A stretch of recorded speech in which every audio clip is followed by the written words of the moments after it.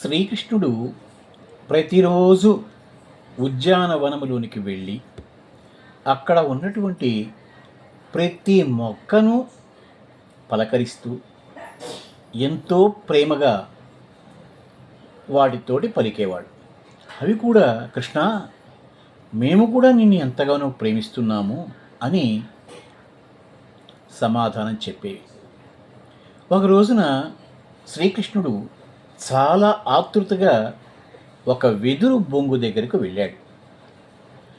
ఆ వెదురు బొంగు ఎంతో కంగారుగా, కృష్ణ, నా వల్ల ఏదైనా పొరపాటు జరిగిందా అని అడిగింది. వెంటనే కృష్ణుడు అన్నాడు ఆ వెదురు బొంగుతోటి, నేను నిన్ను ఒకటి అడుగుతా, కానీ దాన్ని నీవు ఇవ్వడం అనేది చాలా కష్టంతో కూడుకున్నటువంటి పని, అది అసాధ్యమైంది కూడా అన్నాడు. దానికి ఆ వెదురు బొంగ అన్నది, కృష్ణ, పర్వాలేదు, అడుగు, నేను ఇవ్వగలిగిందైతే తప్పకుండా ఇస్తా అని సమాధానమిచ్చింది. వెంటనే కృష్ణుడు అన్నాడు, నాకు నీ ప్రాణం కావాలి, నేను నిన్ను నరకాలి కూడా అని చెప్పాడు. వెంటనే ఆ వెదురు బొంగ అంది, కృష్ణ, నన్ను నేను నీకు సమర్పించుకుంటూ ఉన్నా అని వినమ్రతగా సమాధానమిచ్చింది. కృష్ణుడు ఆ వెదురు బొంగును నరికి దానికి చిల్లులు పెడుతూ ఉంటే అది బాధను భరించలేక కృష్ణమూర్తి వంక చూసి, నీవే శరణం అన్నది. చివరికి అది వేణువుగా రూపాంతరం చెందింది. ఆ వేణువును నిరంతరము తన వెంట ఉంచుకున్నాడు శ్రీకృష్ణుడు. ఎల్లప్పుడూ కూడా ఆ వేణువు శ్రీకృష్ణుని వెంట ఉండడం అనేది గోపికలకు చాలా అసూయ కలిగించింది. మేము శ్రీకృష్ణునితోటి కొంతకాలమే గడపగలుగుతున్నాము, కానీ ఈ వేణువు ఉందే, ఇది శ్రీకృష్ణునితోటి ఎల్లప్పుడూ ఉండగలుగుతుంది.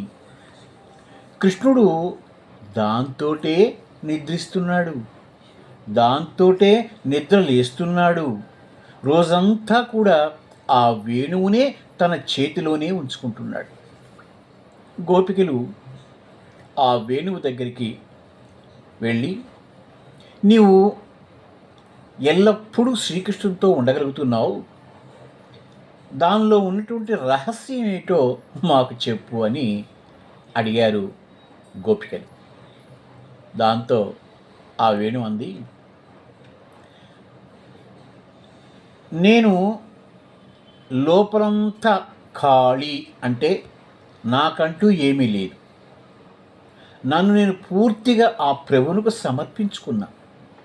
ప్రభు అయిన శ్రీకృష్ణుడు తాను ఎప్పుడైతే అప్పుడు నాతో ఎలా కావాలనుకుంటే అలా ఉంటాడు.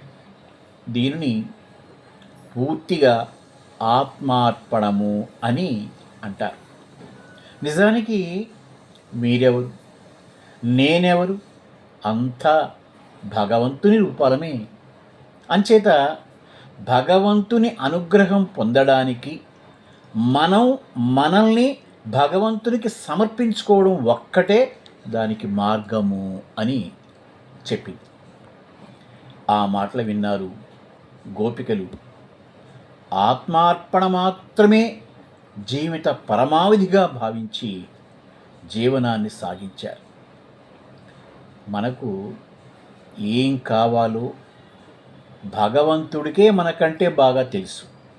అంచేత మనల్ని మనం పూర్తిగా ఆయనకి సమర్పించుకుంటే మనకి ఏది మంచిదో అది ఆయన మనకు అనుగ్రహిస్తాడు.